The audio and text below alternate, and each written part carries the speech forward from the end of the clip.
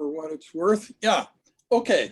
So I think we're in a very favorable position, but what I wanted to talk about really is what the two of you would like to do specifically as a part of this. Let me say that in my discussions with Pamela Brett McLean, when I said that I'm happy to kind of frame what the day in the life component would be, but I don't think I'm the best person to write it, she suggested that from what she knew of David Pearce, that he'd be pretty good at writing day in the life narratives. But I don't know what David Pearce thinks about that.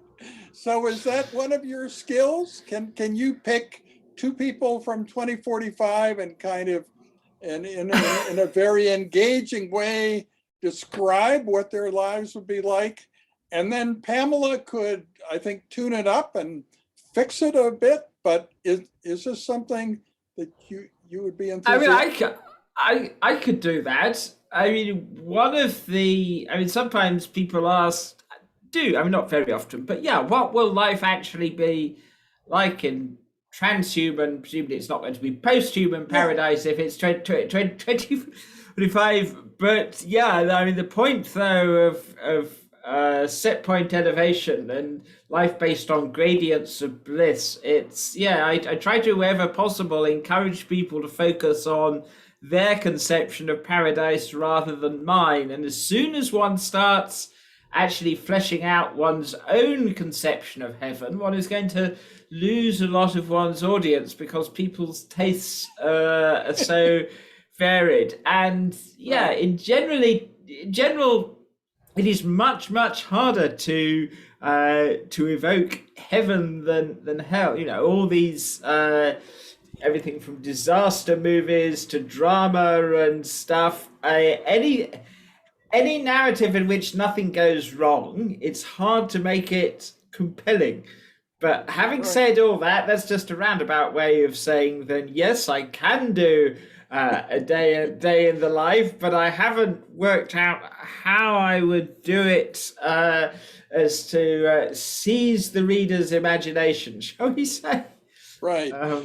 So, Mallory, as an overall part of this, do you yourself have any, enthusiasm for doing any of the text writing? I mean, the art piece has to be non-text, but do you have any enthusiasm for doing any of the other writing here, or what are your thoughts? I had sort of, and maybe I shouldn't have assumed, but in how I was kind of assuming it would go was maybe the text writing in the form of lyric writing, assuming there's going to be, musical component that maybe accompanies a visual of some sort, like we kind of touched on via email. So in that sense, like, it would be great for me to have, the exploration of that. Maybe from you, David, and maybe judged by Pamela or whatever. But at that point, I can put it into verse, because at that point, it'll have to align with certain meter and melody and things like that, that may change the actual, grammar of the language a little bit and some of the diction and things like that, just to make it work within a rhyme scheme and so on. But I was thinking in that sense, like, it could be somewhat collaborative like that, but it could probably work in phases. Like, it's written sort of first, without any sort of verse structure necessarily, and then I could refine it from there into that. Right. So what I thought might be fun about this conversation we're having today is that we might actually make some important decisions. And one of them would be, I've sent you Shauna Pandya's time points from 2024 to 2045. There aren't very many of them, but I find a lot of the action there inspiring. And so, for instance, let's take two of those things that I think would move most sentient human beings. The idea of a big space station, like the International Space Station, deciding to take off and go to Mars. That's like the first thing she talks about. And then the Chinese space station does the same thing. The Chinese get in trouble.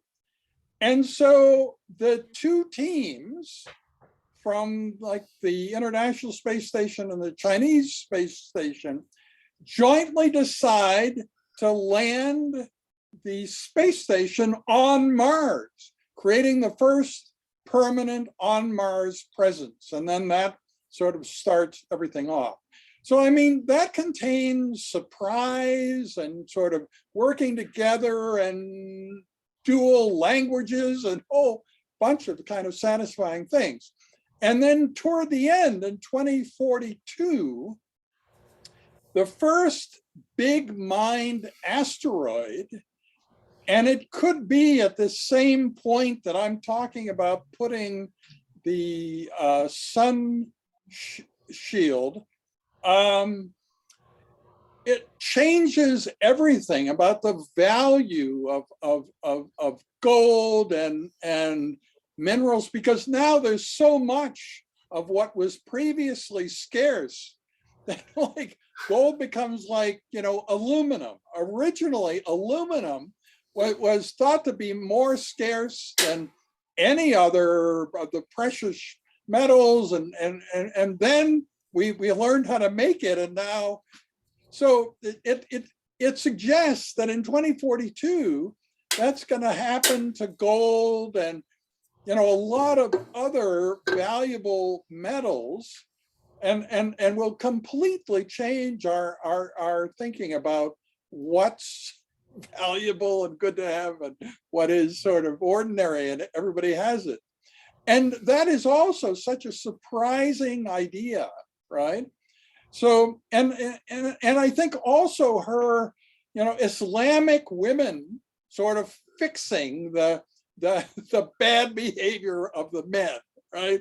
That's like the first thing that she has in her timeline. So what I was going to suggest, if you guys agree, is that I would approach her and say, although we need a lot more time points, that we don't want to just steal your stuff. So it seems to me there are two options. Would you like to join this effort? Or if not, could you somehow allow us to use these ideas of yours? Because it seems like it's a very good nidus to start this year by year timeline. So do the two of you agree with that? Or what are your thoughts? I would be fine with that. Like, I mean, I think it's nice to see it concretely laid out like this in some ways, for sure. Um, and I think that that makes my job as a songwriter easier and harder, because what we want to do is constantly be kind of dancing between revealing and concealing things. So something so explicit and concretized like a timeline Right. can actually be, it can take the poeticism out of lyric writing, right? So Suck the beauty right out. Yeah. but it's a dance. So sometimes it's good to be like, okay, we have this, knowing that I'm going to be interpreting it in a different way. So as long as we're not so married to the time points that it's like they've got to make themselves into the tune. And I mean, they could. That's just a different kind of song that I think wouldn't necessarily be doing what we want to be doing here, which is like, again, making art that makes this maybe a little bit more of an accessible concept. So yeah, I mean, I think that I would be completely excited to have her as a part of this, but just knowing that that's sort of how I would probably be interacting with those time points. I think everything has to be flexible and, you know, provisional. because I want everybody to enjoy the work, right? Not feel that they're confined, constrained, that we've, in addition to all the other rigid boxes in their life, Kim Solez has created yet another rigid box, and it's just terrible. Yeah. So I don't want anybody working in this project to feel like this, that they have no agency, they can't change things, they can't reorder things. No, I want people to have great freedom. But David, what do you think about Shauna's time points and so on? I'm thinking we can easily marry them with what the state of resetting of the hedonic treadmill is, and so on. I mean, well, yes, this is it. Sadly, yeah, as I think I've said before, successful futurists very much tend to locate things in the plausible lifetime of their prospective audience. And if there were global consensus for hedonic recalibration and elevating pain thresholds and so on, these time scales are credible. But yeah, as we know, for the first designer babies in China, it was ferociously controversial. The scientist in question was penalized and is now notionally incarcerated. right. Yeah, it's actually going to be. Am I going to? I mean, of course, it is possible. Yeah, how could that we weave? Because it's most plausible, I think, that if there is hedonic set point recalibration, it will be two depressive parents who want to have children but don't want to have. Now, this is the good thing. No depressed person wants to have a depressed kid, and this would be allowing depressive people safely, and I put the safely in scare quotes, with less risk to have children, because realistically, when these technologies are introduced, I think they're going to be introduced as remedial therapy and all the rest of it, not enhancement, which is a question of branding. But yeah, let's say that in a few years' time, it is regarded, that for the first depressive parents do get the chance to choose the approximate hedonic set points of their kids and pain thresholds. Their kids will only actually be reaching adulthood. What are the timescales? So in terms of weaving this into a narrative, a day in the life of, more challenging. I mean, I can cheat with timescales, but I think you probably saw that I did life in the year 3000. Right. But that in its own way is fanciful, of course. Yeah. So okay. I think that I will approach Shauna, and I approached her to be a team member in the CFAR grant, and I realized that was just entirely, from her point of view, wrong, that she is such a sort of singular person capable of all sorts of survival in unusual environments. The idea of working as a team member on Kim Solez's grant just makes no sense. But this is completely different. This is, first of all, not really my thing because I can't be PI on it. And secondly, it's all over April 15th, right? We either win it or we don't. So it's not sort of a long-term thing. And the other people involved are really cool. So I think it might have more appeal.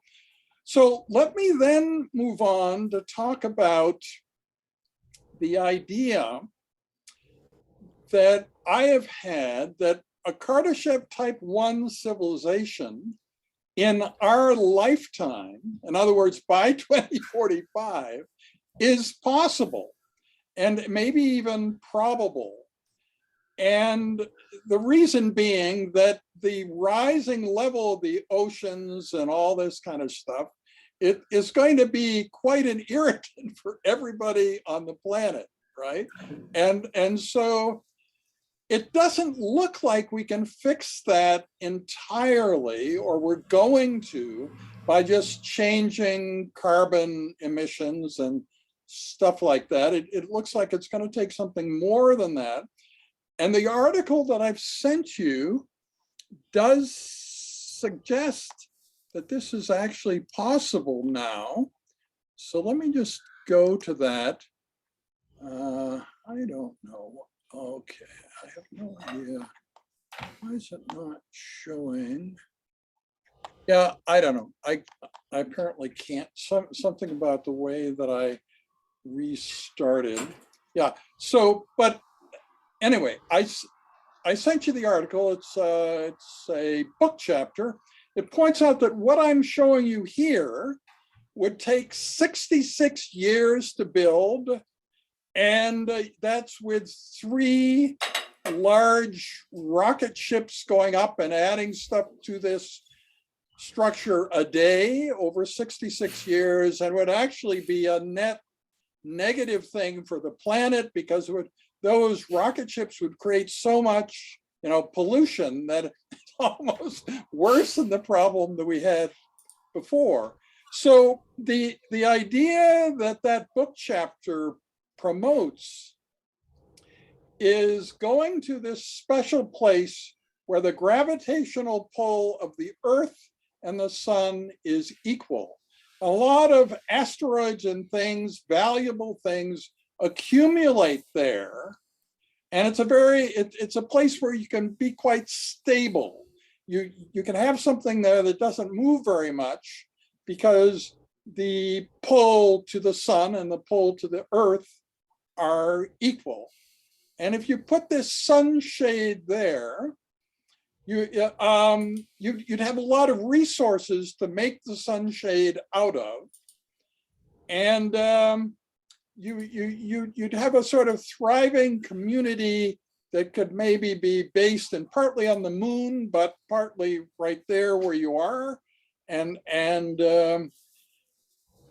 so I think this idea is sort of unique to me, or to us, that most people think Kardashev type 1 is like 100 years or 150 years from now, that no one alive now will see a Kardashev type 1 civilization. So suggesting that it is possible now gives us this sort of surprise factor. So what's your degree of enthusiasm for this idea, and having the day and the life be 2 people who are a part of this? One person who's the manager of this sun shield, and the other person who is the recreation counselor. Because just like the oil sands in Fort McMurray, there's not going to be much to do. There's not naturally much human culture there, and people are going to have a very hard time figuring out how to recreate, how to keep themselves sane, and then this sort of unique part of the presumably they'll be in the metaverse, won't they? For recreation. Yeah. No, but I think that we'll need somebody to talk to about this, because presumably most humans at that time won't have work, right? So you're spending most of the day doing some recreational thing. And if it's the wrong thing, that's like worse than hell, right? I mean, it's actually a very dysphoric thing if you make the wrong choice about how to spend your time, but you're still living in the universe. It's a very bad outcome. So I think somehow we need somebody to help us make that choice of if it's going to be immersive virtual reality, better than real and shareable with friends, what brand or what theme, or what's it going going to be. And for the person, and let's say it's a woman running the whole show there, right? Why is it a woman? Well, because Kim Solez has done all this writing about how women are better leaders in the future. And David Pearce has also done some things about how a world where women were in charge of everything might be a much better world. Yeah. So does that idea appeal to you as a central part of the grant, or is it just crazy? What's your thought? Well, doing the recreational side of things and metaverse, kind of virtual reality, is possibly easier to do than the actual. I worry that I'm straying beyond my competence here. I don't know what Mallory's thoughts are. Yeah, no, I see. I understand that feeling. None of us are professional science fiction writers, right? We're competing with some professional science fiction writers, but they're not well known. They're sort of minor science fiction writers, right? And minor professional filmmakers and so on. Yeah, but I'm not saying that this has to be the final thing, but it's something that I've done quite a lot of thinking about and research on. So it would be like our starting proposal. That there are lots of parts of the grant where you can mix a whole bunch of things, but one of the singular parts is where you describe one thing in 2045 that sort of completely changed everything. And I thought that it could be this: the combination of energy, global warming brought about by this sunshade, that sort of appealed to me, and having it occur before 2045, I really think there are a lot of things like that. Why can't we do it?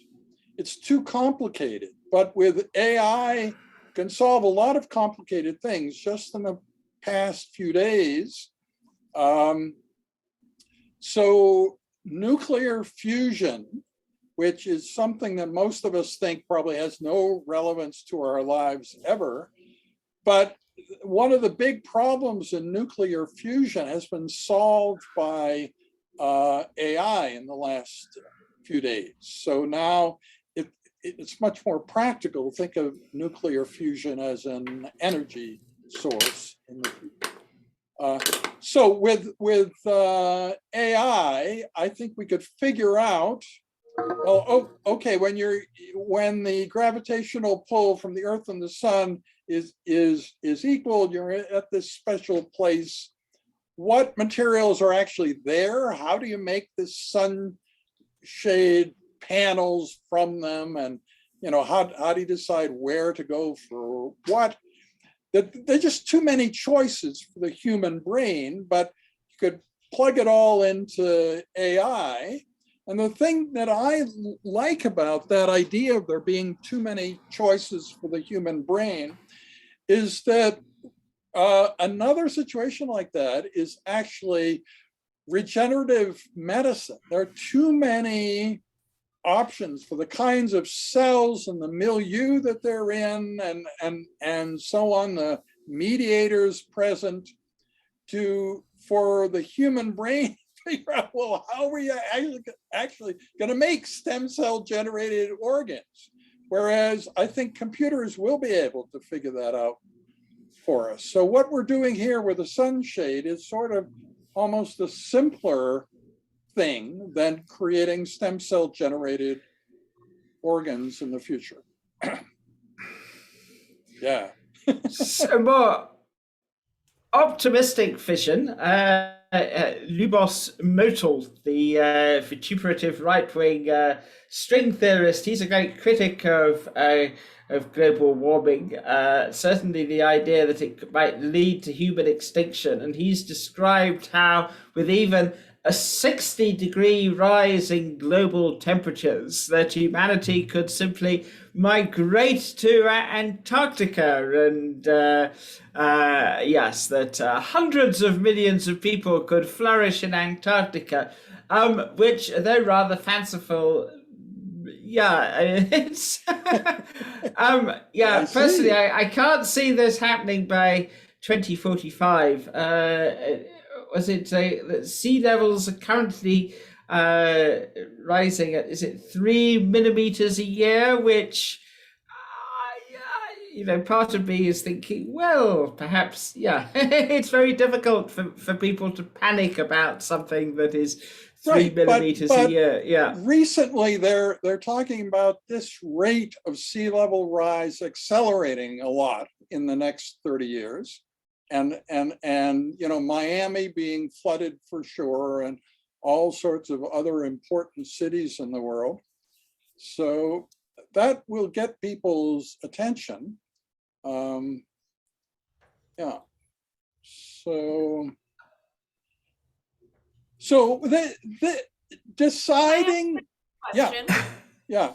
Because obviously these are things that people have a lot of varied opinions about the likelihood of the timeline of, right. Yep. And I guess like thinking about this, I'm trying to think, I guess, from like the last step, which is a finished product, backwards. Right. Sometimes that helps me think about the steps that I'll need to take to get there effectively. When I think about a lot of these concepts, and partially because you are my main sort of connection to them, Kim, right. You have a seemingly, and I admire this about you, unending optimism when it comes to a lot of this stuff, which I think is right. great. I do think that the best music out there captures a sense of conflict, though, a lot of the time, or tension. Yeah. It's not just iterating bliss. Happy. And, right? happy music. Right. Yeah. Right. And I mean, maybe some music does, but so that's something I'd also be curious is like, can some of this, I don't know whether it's uncertainty or multitude of opinions that create maybe some tension in this research, be actually utilized in a way that creates interest in the music.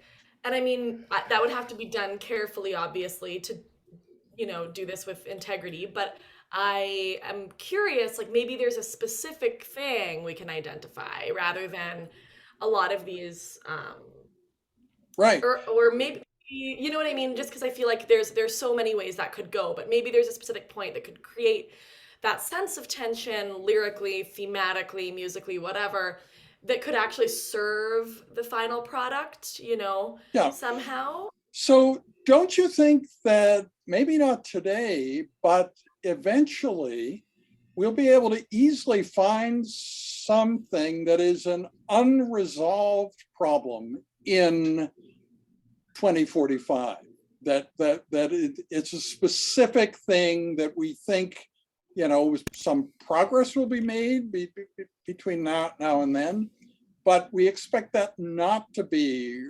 resolved, and still people to be undecided about it. And I agree with you. It would be good to describe as a part of our world what that is, what this unresolvable thing by 2045 is. And I wonder, like, it could be helpful to explore some references where some of this has already been done in some capacity. Right. Like, I think about After the Gold Rush by Neil Young. So that's been written in the 70s. But he explicitly describes, like, he calls it Mother Nature's silver seed, flying it to a new home in the sun. Right. Is what his books are about. And he talks about people loading onto basically a ship to leave Earth because of climate change is sort of like what I think many listeners would interpret. Again, Yeah. that's something that as an artist he's sort of constantly dancing between revealing and concealing, and when asked about it he's like, I don't know, it could be about anything, right? Because of course it could be interpreted maybe in some microcosmic level to mean something else for an individual. Right. But some of those things, like I could even send a few references of tunes where I think they explore similar concepts. Obviously, this is different. We're writing this song and doing this whole Right. project in 2022, so things have changed. But But maybe that would be a good place to no, start. I'll tell you one specific thing that has always fascinated me. The Highwaymen. I, I guess maybe the song is called Highwayman. I was a highwayman. Yeah. Oh yeah, yeah. So Johnny Cash's line in it has him ending up as a single drop of rain. So he explores the universe and comes back as a single drop of rain. And it's so different from most Johnny Cash stuff. I always find that, and it sort of fits with many things that I'm interested in.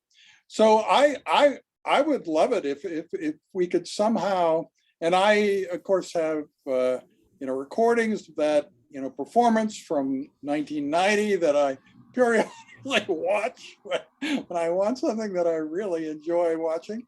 Yeah.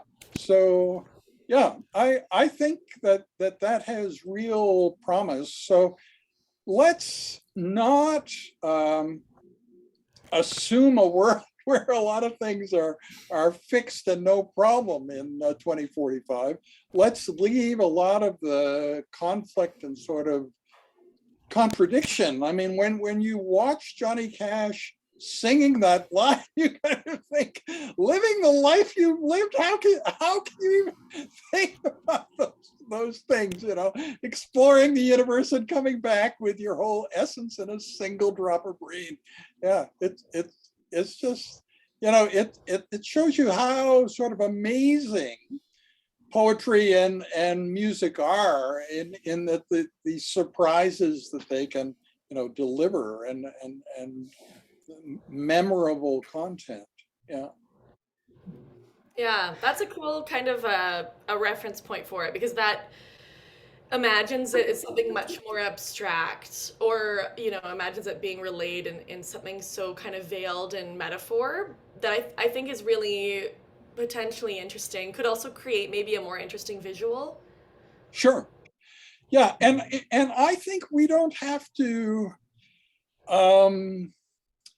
think that our 5-minute art thing has to be just one kind of thing, right? It could be a lot of stuff together. So modular synth, for instance. I don't know if you wanted to talk about that, but certainly I don't know if you were thinking that the modular synth piece and what you do would be two separate things, or would be one and the same. But I've always been fascinated by the idea of the human, musicians performing up to a point, and then they step back and the modular synth keeps going, like with all these colorful wires, which probably intrigue some people and mean nothing to others, and so on. Yeah. So it, yeah. I have to go just because I have to teach in about 15 minutes, but Sure. lots to think about. And if you folks keep chatting, just loop me via email. I'm curious as to where things go from here. But great to meet you, David, and I'll see you folks later. See you soon, Okay, Valerie. great, Bye bye. Great. So, David, any questions so far? I food for thought. As I said, I am straying outside my core competence. That's okay. Yeah. Which I suppose said by it's new and it's different in my vocabulary as oh no. But yes, in terms of what I can contribute, my view of life and reality is extremely dark. So rather than thinking of paradise that beckons. I mean, yeah, most transhumanists tend to be optimists. And when we think of the year 2045, reference point is generally Ray Kurzweil, front cover of Time magazine, 2045, the year humans become immortal. And could I pretend and have some fabulously optimistic? Yeah, as you know, I've never engaged in marketing of that kind because I regard these timescales, well, in the case of quasi-immortality, is technically infeasible as well as sociologically infeasible. I'm going to have to rely on you to steer me more. But in terms of collaboration with your team, I mean, you know where I'm coming from. I did have a stab at life, as you know, life in the 3000, but it wasn't a detailed account giving, you know, the textures of life. I'm not. I'm fumbling here. You'll need to guide me. Yeah. Well, no, I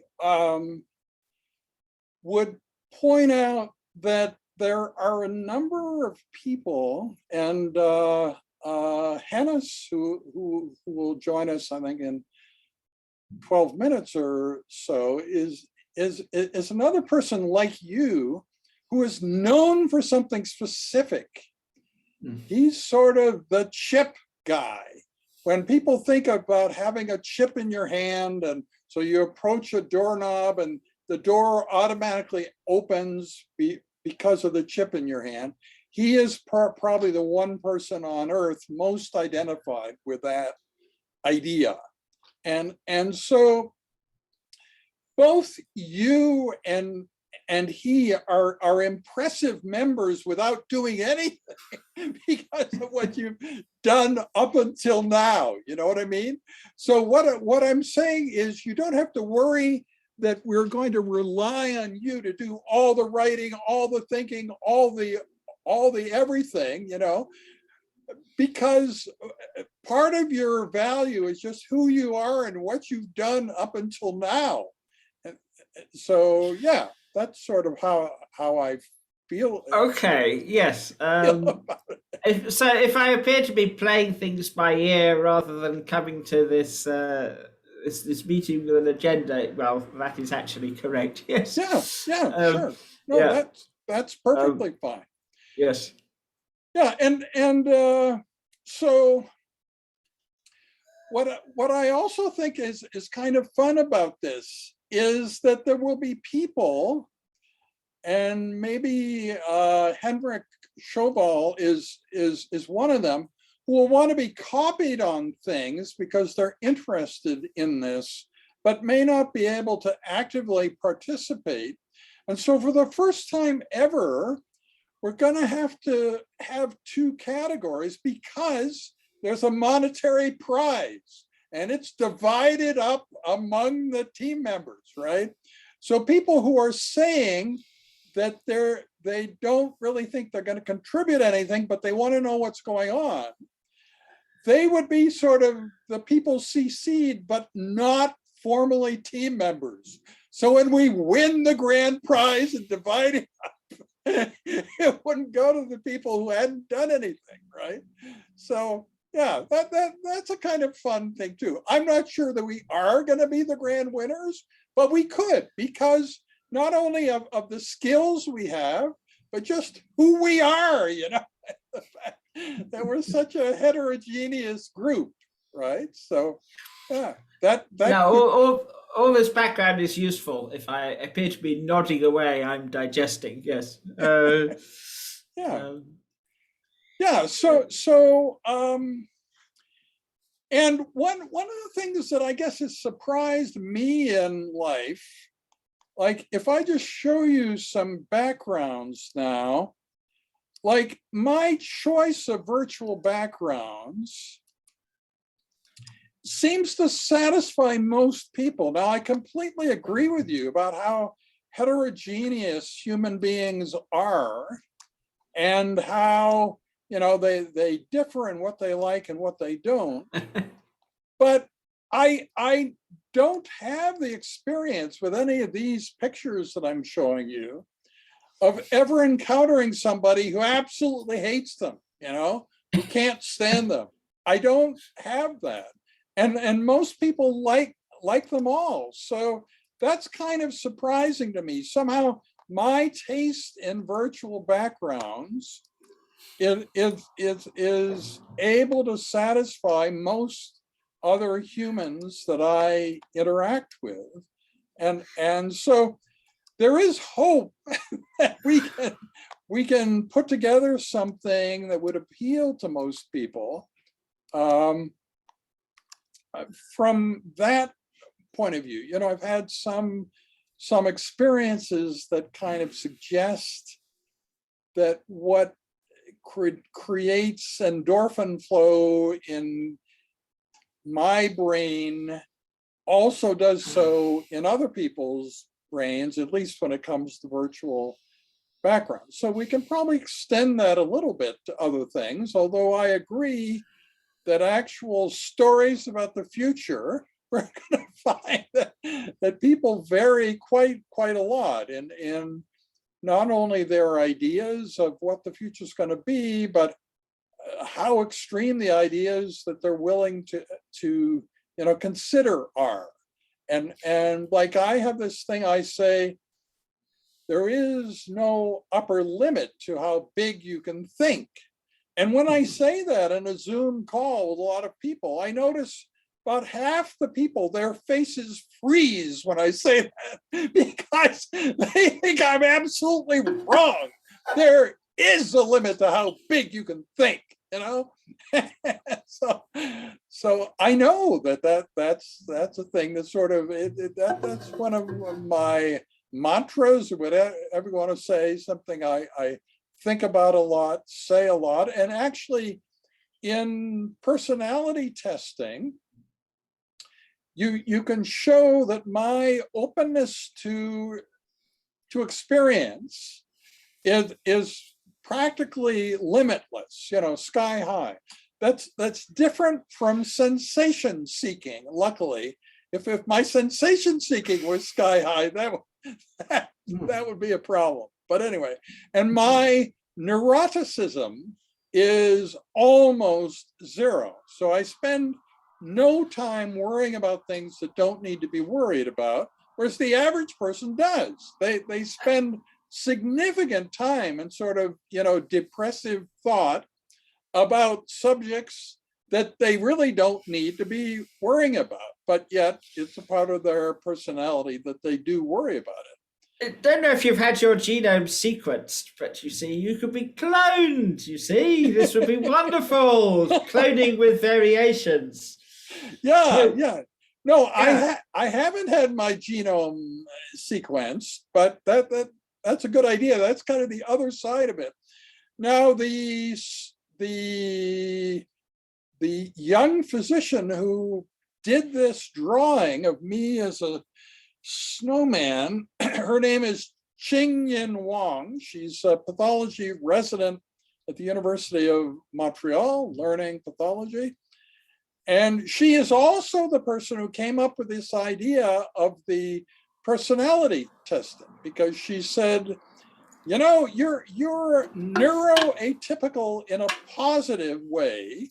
And I bet we could define what it is that makes you neuroatypical in a standard personality test for normal individuals. So that's what we did. And then the other students took the same test. It was very, very interesting. And, I've also done a lot of making cardboard cutouts, coroplast cutouts, life-size cutouts of the students. And it turns out, so the cost of those two things is exactly the same. The cost of the personality testing and the cost of the coroplast cutout is exactly the same. And I think there's no one else probably doing those things, as far as I know, getting personality testing of their students and life-size cutouts. So, yes, anyway, yeah. One thing that would be possible in a few years, tetrachromats who can see perhaps up to 100 million different hues, whereas the rest of us, if we're lucky, can see up to 10 million. One form of gene therapy would be to give you and I the ability to imagine your color palette expanding by an order of magnitude. I mean, you would look back on your previous existence as being colorblind and incredibly drab. And whereas one wouldn't want to encourage people to take psychedelics because they mess up so many other things, simply a safe psychedelic therapy that immensely increased your color palette, sure. Life in a few decades could be immensely more colorful than it is now. I mean, that's a relatively, in a sense, not complete culture shock because it's conceptually quite tame, but I can't see any reason why one couldn't use gene therapy for this purpose, or for that matter, arrange for all future kids to be tetrachromats too. Yeah. There's a wonderful little video of some, in fact, there's several I've seen, of a kid being given glasses and actually seeing in color for the first time. But yeah, if you or I could, just imagining waking up and just having one's visual palette, even imagining one new color is, we can't literally conceive it, but anyway. Right. How one turns this into something that's compelling for this is more Dave's stream of consciousness than the start of it. But let me tell you something about being compelling. So I did video about mind uploading with my 7-year-old granddaughter, because I calculate that if Ray Kurzweil is right, that mind uploading will be widespread and successful in the 2030s, then she will never reach the age of 27 when a lot of famous people, their best quotes come from the age of 27. She'll never get there because she'll decide to upload her consciousness to a ceramic slab or something before that. So distractively or non-distractively? I certainly haven't discussed that with her. She's played video games, Minecraft and so on. And so she imagines that somehow uploading your consciousness would be something like that. But I imagine she thinks it's a reversible process. I don't know whether it really will be. But the funny thing is, the Dean of Medicine has a person searching for content to share with the rest of the faculty. They found this video of me discussing mind uploading with my 7-year-old granddaughter, and we're initially planning to distribute it to everybody in the Faculty of Medicine. But this is not some great accomplishment or something. This is just a video that you find intriguing personally.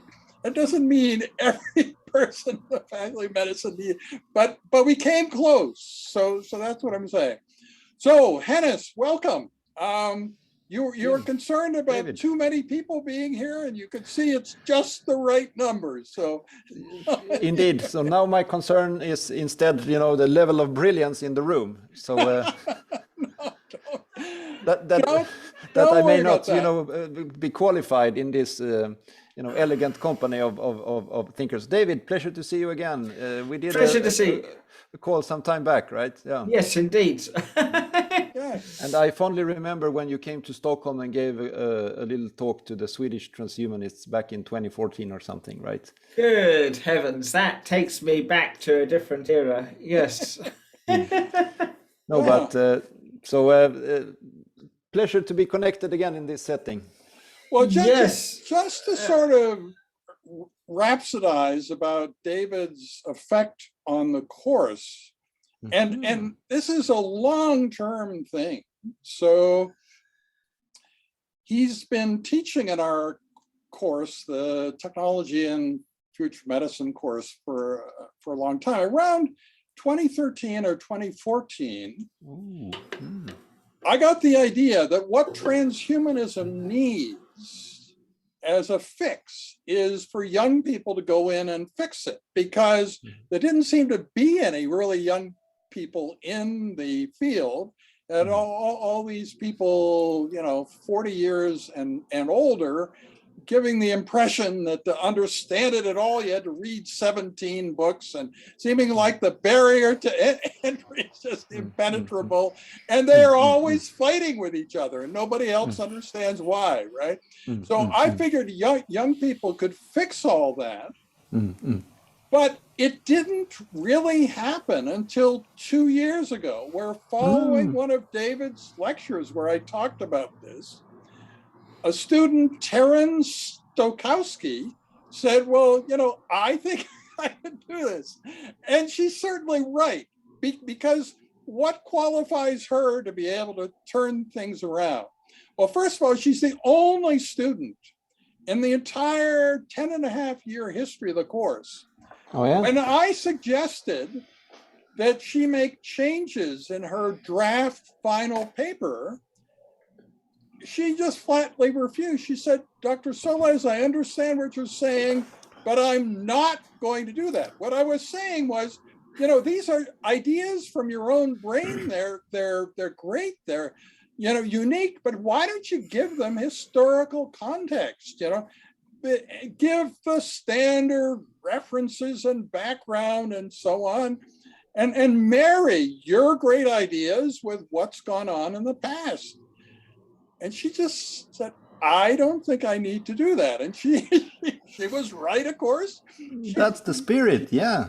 Yeah, she had by far the best, most original paper and final presentation that we've ever had. And then let's talk about the leadership of transhumanism. She went up against the executive director, and the two of them sort of debated, and it was very co-equal. So, Natasha Vita Moore and this young person, just it was the most natural thing in the world that they would just talk about things as co-equals. So that never would have happened without David's stimulus, and really over years. That in 2013, he got me inspired about how young people could be the solution here. But it took like 7 years for it to actually happen. And yeah, so that's fascinating. Can I just elaborate, Kim? Because I've seen the same in the traditional transhumanist circles. It's very male dominated, and yes, it's very much like in any like you can compare it to the socialists. Everyone has read a lot of books, and then you compare theses, and you quote one book, and then someone else quotes something else, right? But I want to say that for me, the whole field of practical transhumanism, be it under that banner or completely not, is very, very lively and dynamic. And the observation that more than a third of 20-year-olds today have tattoos, that tens of thousands have chip implants. I know those are like it's, but for me that's transhumanism in practice in some way. Sure. Right? So we're doing this. We're questioning our bodies, our identities. We're modifying ourselves with technology, and it's embracing something in practice, right? And all the way up there. So and that I see a lot.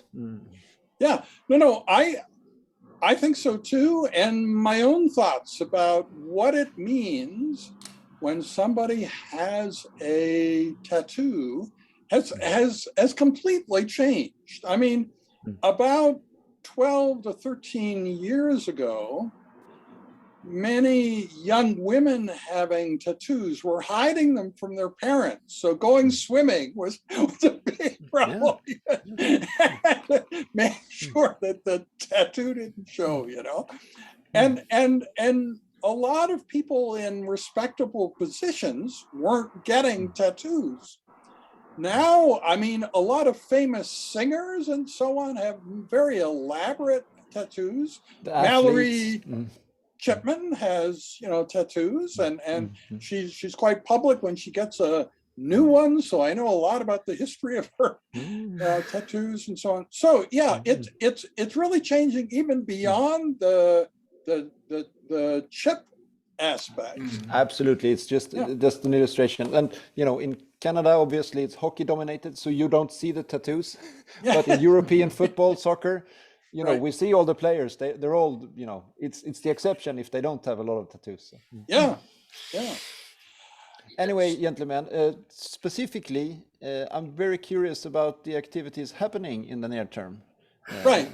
So let me tell you the same thing I told David, that you have a dual value in this grant that we're applying for, and half or more of the value is just your pure existence in the world. So without doing anything else, because of what you've done up until now, my existence has finally mattered.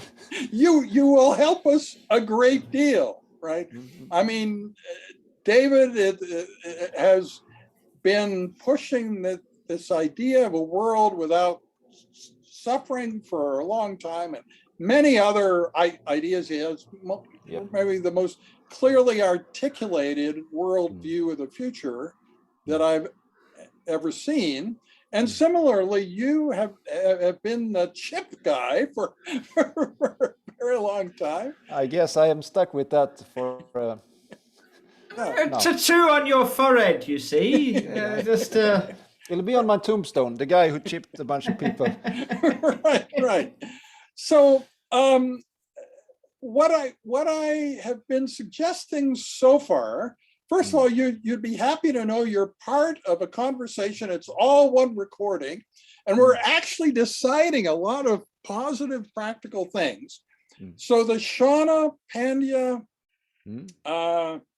timeline, there are relatively few points, but I think it's a pretty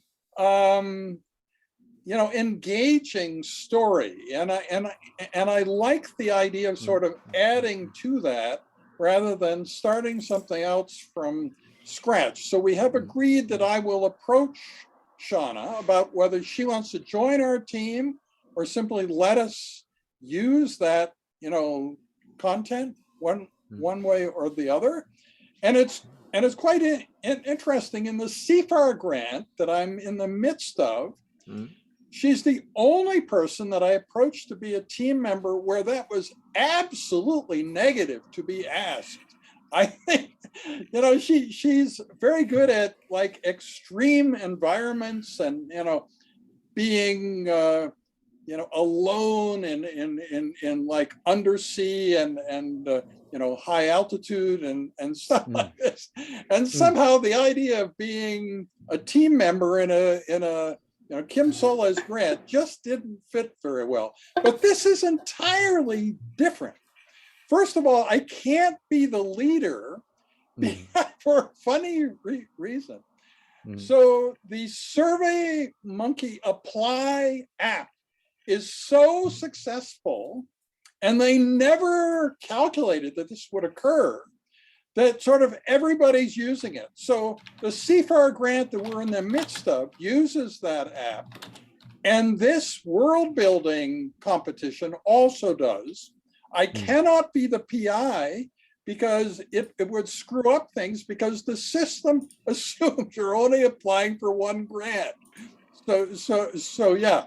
So therefore, I think Pamela Brett McLean, who's a well-known arts person, she runs the arts and humanities in health and medicine program, is a very empathetic person, and she was my recommender for chairman of pathology in 2007. And I came very close to becoming chair again. I was chair in 1987.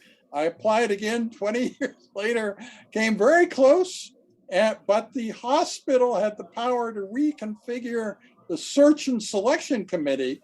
When I was about to win, they demanded that the composition of the search and selection committee be changed so they had more power, and then they voted me down and I didn't get it. But anyway, she was one of my supporters back then. And so we've been working together. So it'll be really nice. The 7,500 Canadian will be a grant that she applies for. She's in the arts. It's a grant for the arts. And she will then, be able to figure out how we will spend it. And I think, luckily for you,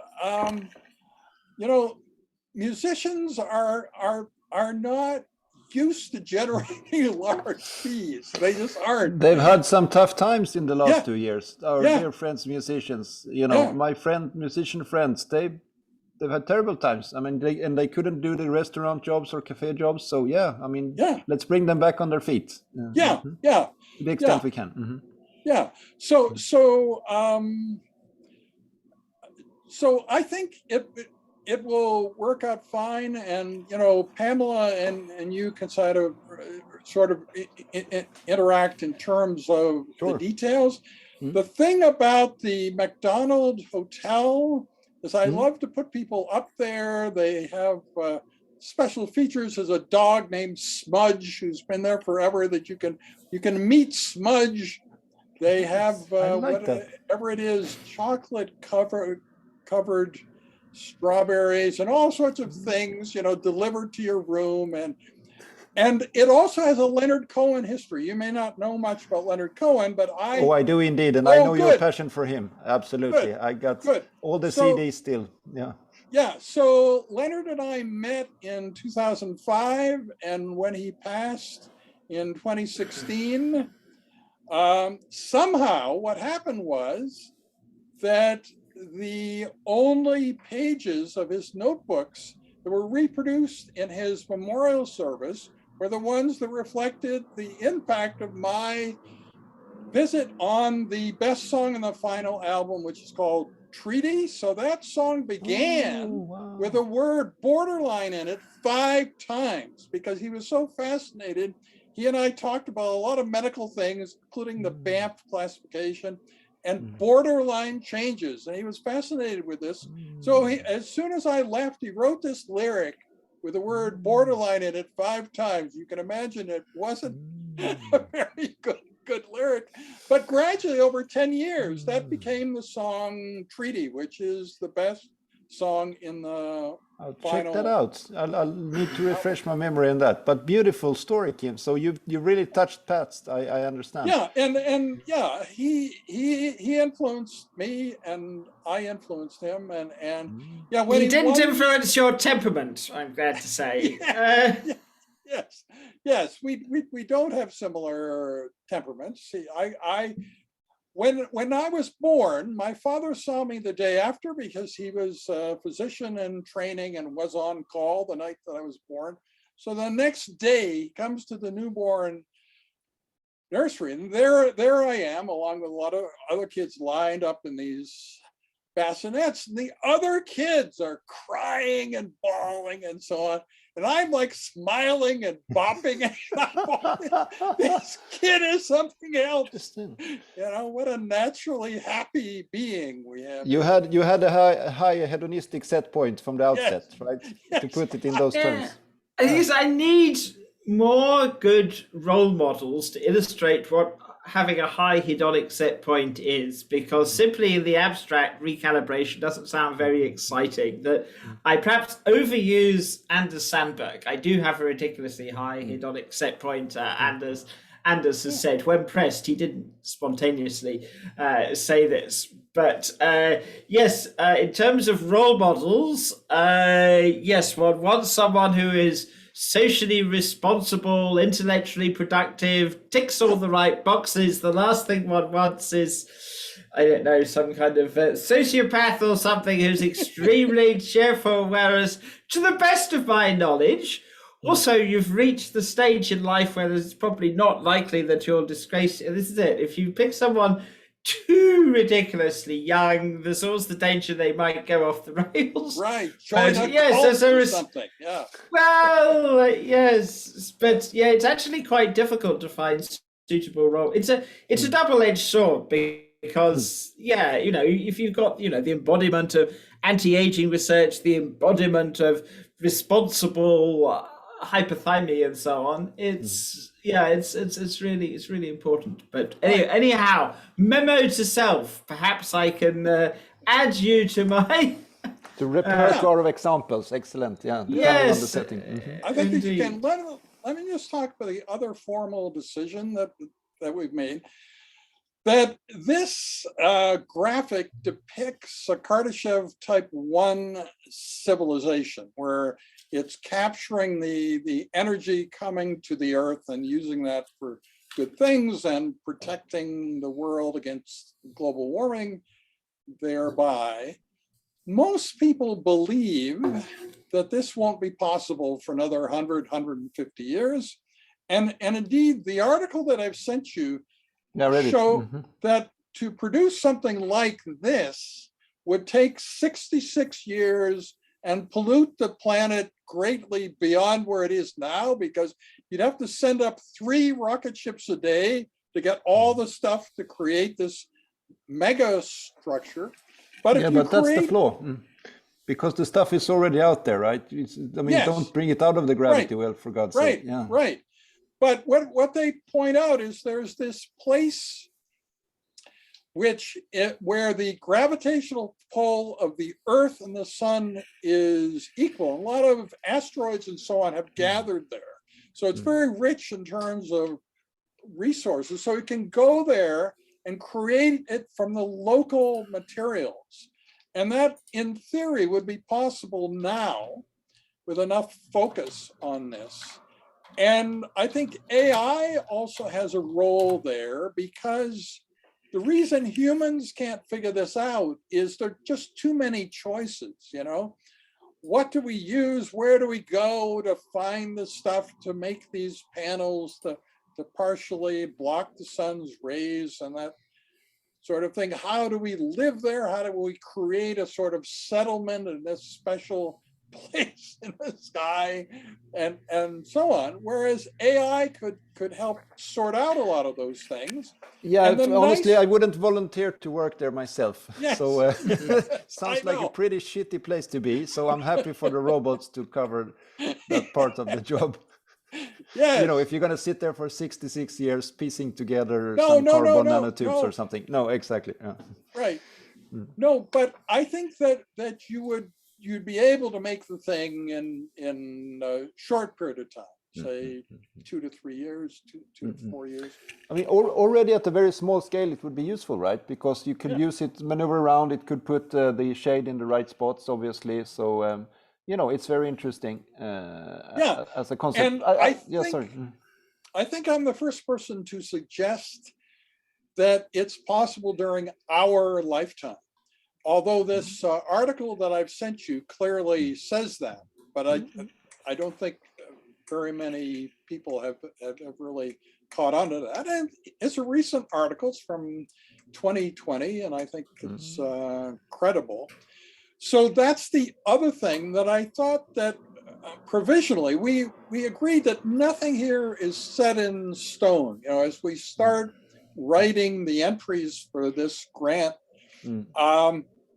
we can change things. Other people can suggest better ideas, and we can pivot and change.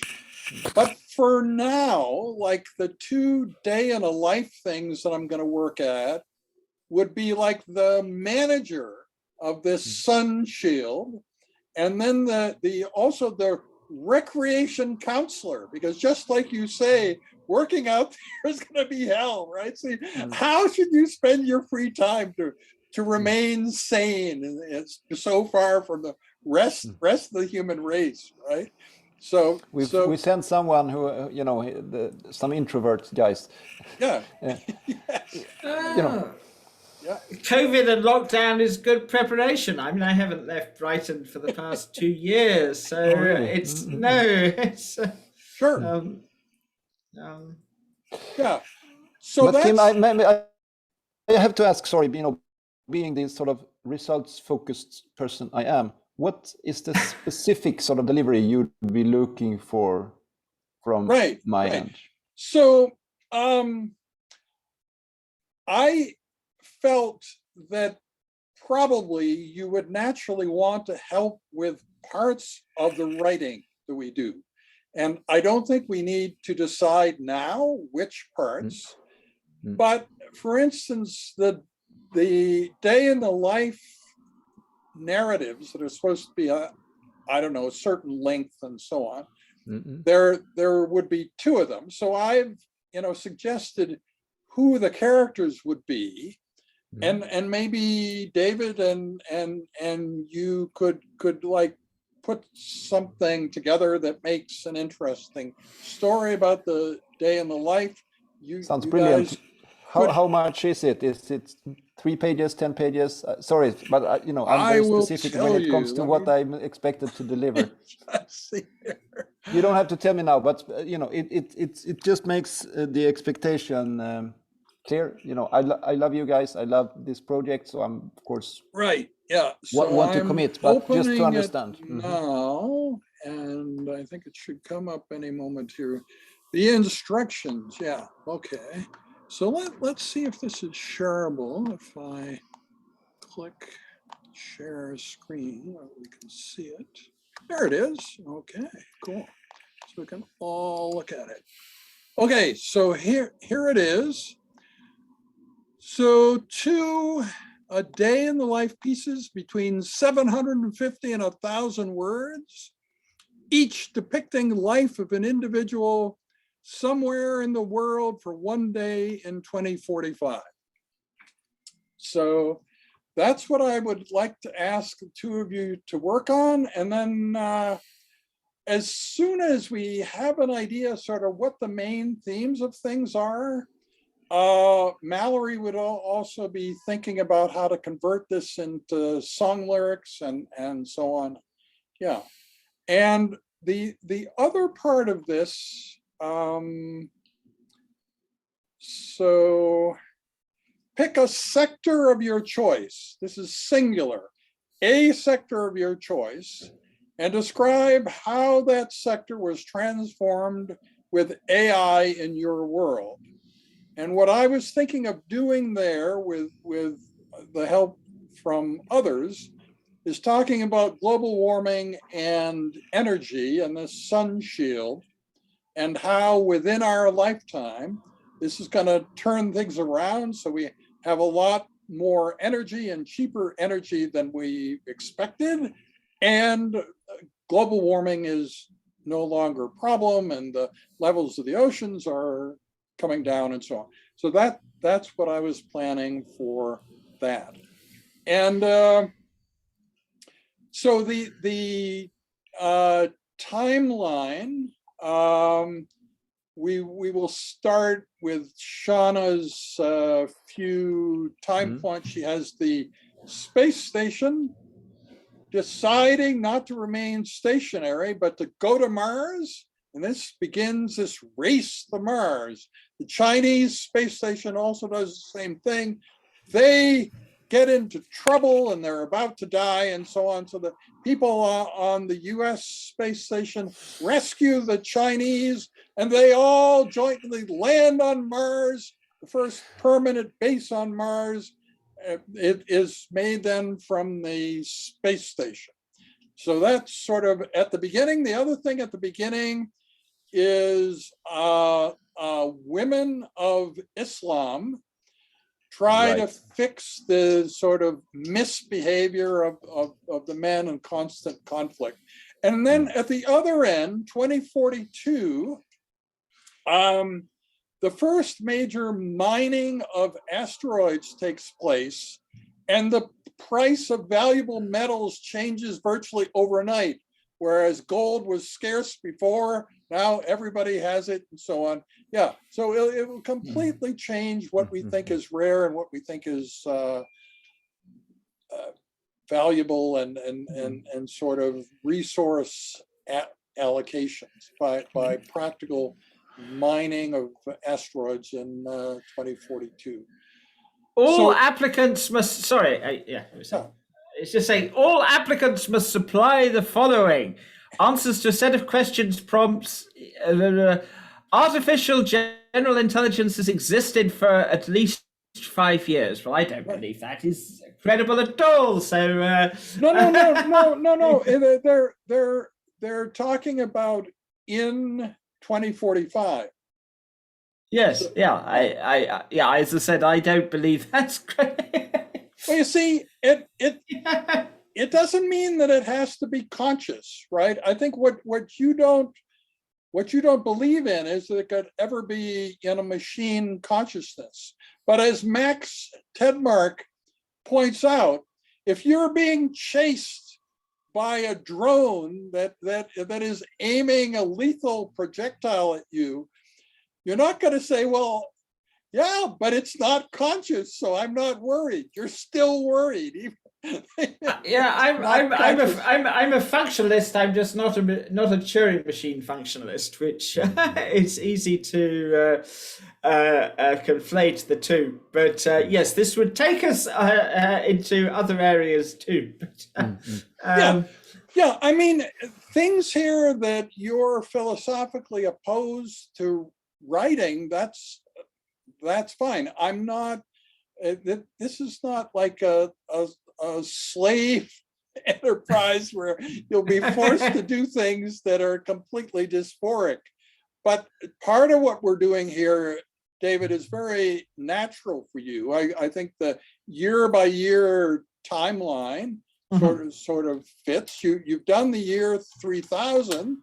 So how can it be that difficult to do 2022 to 2045? That's like a piece of cake compared to the year 3000. Yeah. I'm oversimplifying. I know that, but yeah.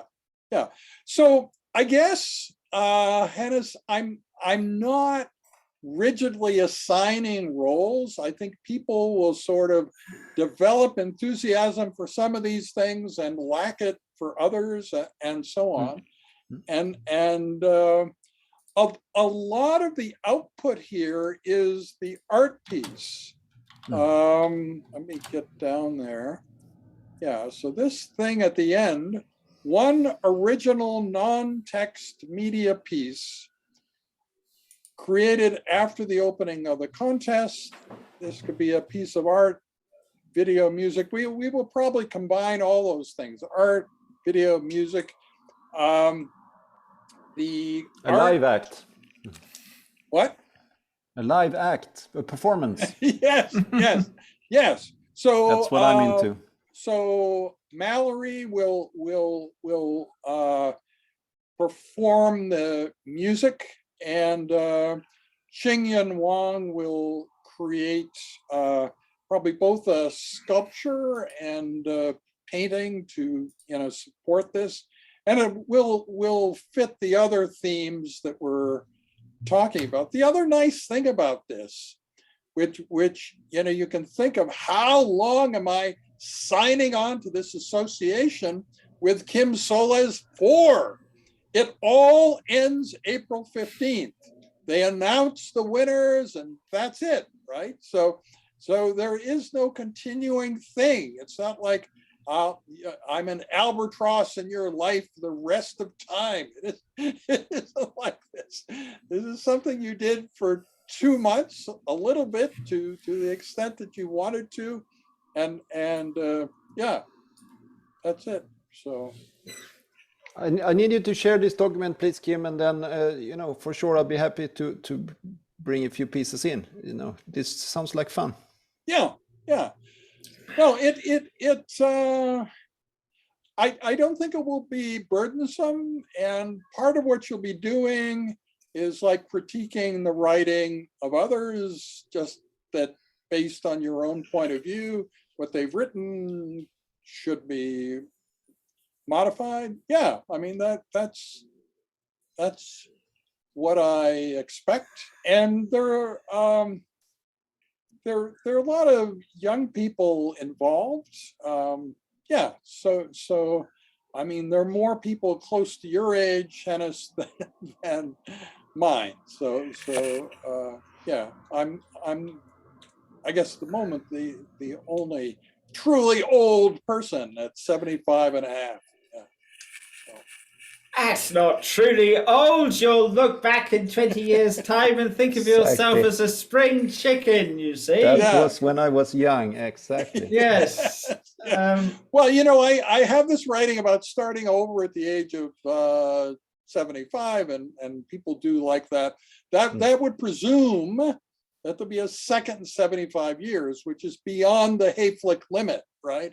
So your cells only keep turning over for 140 years. So I don't know what my cells will do that last 10-year period. Yeah. Take good care of them, and who knows what will be available, right? Right. It depends upon my telomeres. Yes, that's all true. But no, I don't think we have big things to no, this was nice. Good. Very practical.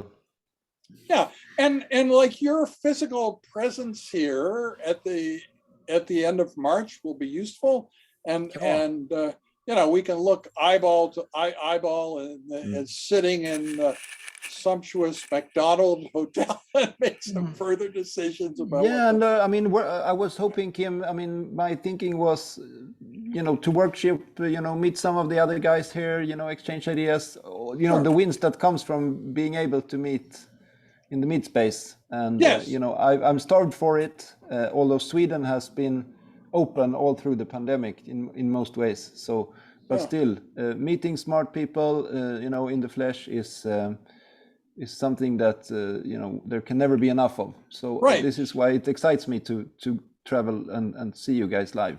So let me tell you about face-to-face teaching and you. So all this term we've been doing virtual teaching, but the Faculty of Medicine has announced that we go face-to-face starting February 28th, but it doesn't mean that we have to do things that way. So our first face-to-face teaching session will be March 15th when we're doing virtual reality, augmented reality. It's hard to wear VR headsets virtually. So that will be face-to-face. And I think your session also will be sort of hybrid. In other words, there'll be face-to-face encounter with you that's possible, but we'll also be interacting with students on Zoom at the same time. Sounds fun.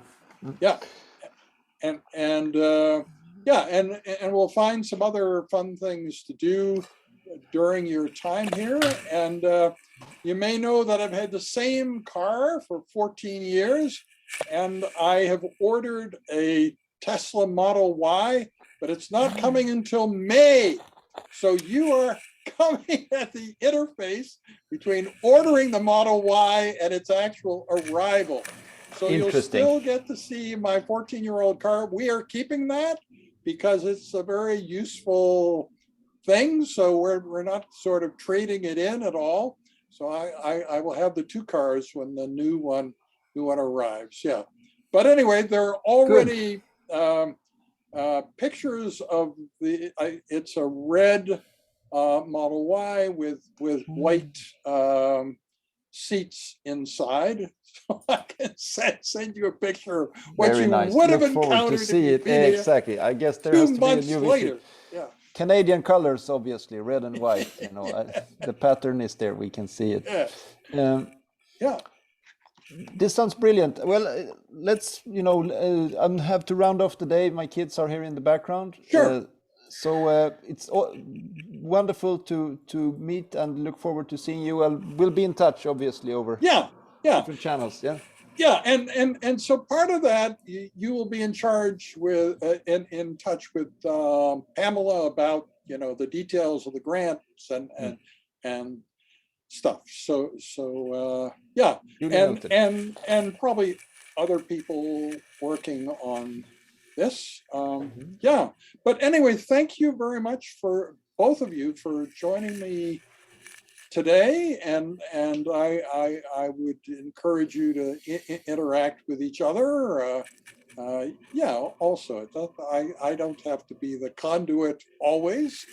In practice, you are, Kim, the puppet master. I know. But anyway, takes someone to get things going.